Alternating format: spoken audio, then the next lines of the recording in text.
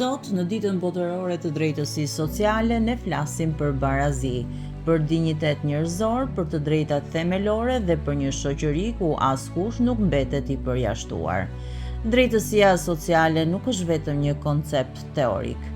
Është një realitet që duhet të garantohet për çdo individ, pavarësisht bindjeve, origjinës apo historisë së tij.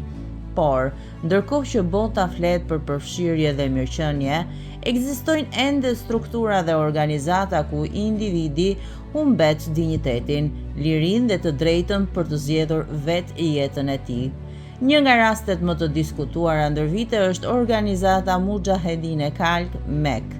Shumë ish antar kanë dëshmuar publikisht për forma izolimi të thellë social, ndalim të kontakteve familjare dhe kontroll të fortë mbi jetën personale. Nëse drejtësia sociale nënkupton të drejtën për familje, për komunikim, për zgjedhje të lirë, atëherë çdo formë izolimi i detyruar bie ndesh me vetë thelbin e saj.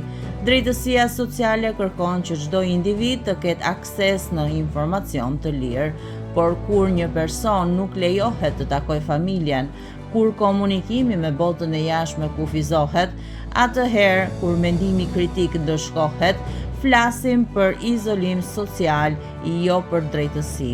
Në këtë ditë duhet të reflektojmë.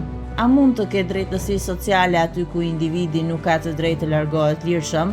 A mund të ketë mirëqenie sociale aty ku ndërpriten lidhjet familjare?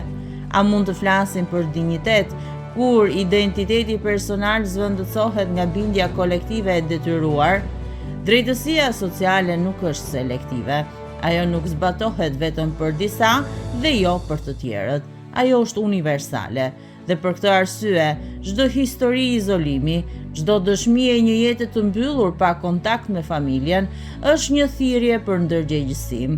Shoqëri demokratike ndërtohen mbi lirinë individuale. Çdo organizat, çdo strukturë duhet të respektojë standardet ndërkombëtare të drejtave të njeriut. Nëse një individ dëshiron të largohet, të jetojë i lirë, të ribashkohet me familjen, kjo duhet të jetë e mundur pa frikë, pa presion dhe pa pasoja. Në ditën botërore të drejtësisë sociale, ne nuk flasim vetëm për varfërinë apo pa barazinë ekonomike. Ne flasim edhe për izolimin psikologjik, për kontrollin social dhe për të drejtën për të qenë i lirë në mendim dhe në zgjedhje. Drejtësia sociale do të thotë e drejta për familje, e drejta për komunikim të lirë, e drejta për të zgjedhur rrugën e jetës, e drejta për të mos u izoluar. Sot është një ditë për solidaritet, për të kujtuar se pas çdo strukture kolektive ka individ, me emocione, me ëndra, me familje që presin, dhe drejtësia sociale fillon pikërisht aty, te respekti për individin, sepse një shoqëri e drejtë nuk ndërtohet mbi izolimin, por mbi lirinë.